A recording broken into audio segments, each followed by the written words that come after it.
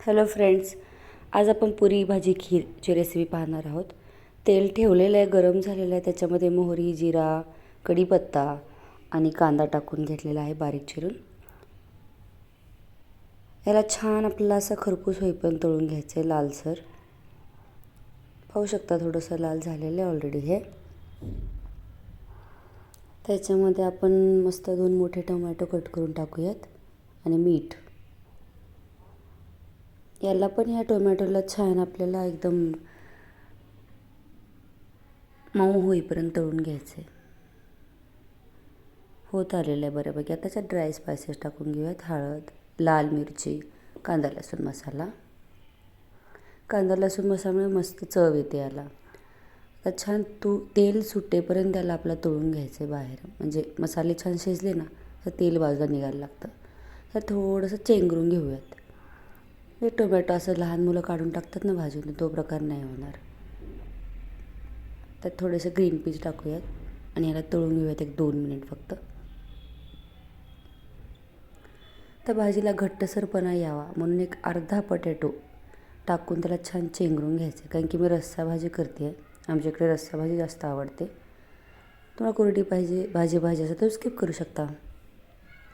त्या उर्वरित जे बटाटे होते ते टाकून मिक्स करून घेते. असे 2 ते 3 मिनिट याला शिजू द्यायचं, म्हणजे मसाला छान लागला जाईल सगळ्या बटाट्यांना.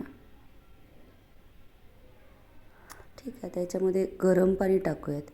गरम पाण्यामध्ये कसं होतं, तर्रीवर येते, म्हणजे रस्सा जो आहे एकदम छान दिसतो. चव तर असते छान, पण दिसणं पण महत्त्वाचं असतं. भाजी तयार आहे. गरम मसाला घातला तर झालं. आता आपण मस्त खीर बनवूया. त्यासाठी मी अर्धा लिटर दूध घेतले, गरम करायला ठेवले. याला मस्त उकळी की थोडंसं याला आपल्याला शिजवून घ्यायचं आहे. आणि याच्यामध्ये थोडीशी साखर घालूयात. तुम्हाला जसं गोड हवं आहे त्याच्यानुसार तुम्ही ॲड करू शकता शुगर. तर साखर पूर्णपणे विरघळली गेलेली आहे, पाहू शकता तुम्ही.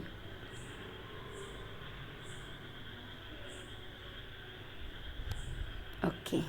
तर ह्याच्यामध्ये हे मी काय केलं आहे, 2 टीस्पून फक्त तांदूळ भिजवून घेतलेले 1-2 तास आणि त्याची पेस्ट करून टाकली आहे. ही खीर मी थोडीशी घट्ट करते कारण की पुरीसोबत खायचं आहे, म्हणून मी 3 टेबलस्पून तांदूळ भिजत घातलेलं. तुम्हाला जर फक्त असं स्पूनने खाण्यासाठी हवे असेल तर तुम्ही 2च टेबलस्पून फक्त घेऊ शकता तांदूळ. ठीक आहे. 2 टेबलस्पून तांदूळ छान भिजत घालायचे 2 तास आणि त्याला फक्त वाटून घेतले. ठीक आहे. त्याच्यामध्ये थोडं थिकनेससाठी किंवा टेस्ट येण्यासाठी मी बदाम आणि काजूची पावडर टाकली आहे. तुम्हाला अजून यम्मी पाहिजे असेल त्याच्यात तुम्ही थोडासा खवा पण टाकू शकता, छान चव येते. थोडीशी वेलची पूड टाकूयात आणि तूप. स्वीट म्हणलं की तूप हवंच, हो ना. आणि थोडंसं केसर पण टाकू शकता. केसरने छान मस्त चव येते अजून. हे अशा प्रकारे आपली खीर पण तयार झाली आहे. नेक्स्ट इज पुरी. हे पुरीचं पीठ मी ऑलरेडी मळून घेतलं आहे. आपल्या रेग्युलर पिठासारखंच आहे, फक्त थोडंसं घट्ट आहे आणि थोडा ओवा घातला मी याच्यामध्ये. ओवामुळे ॲसिडिटी वगैरे होत नाही. तर अशा प्रकारे पुरी लाटून घ्यायची आपल्याला.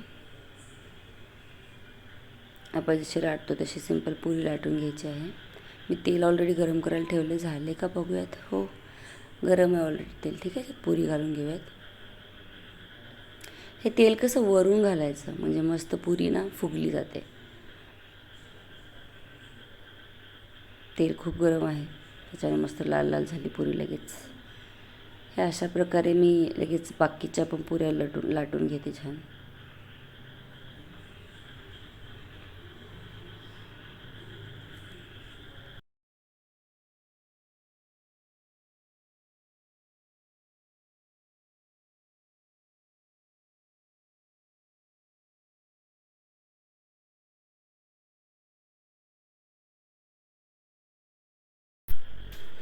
हे अशा प्रकारे मी बाकीच्या पण पुऱ्या सगळ्या तळून घेतलेल्या आहेत.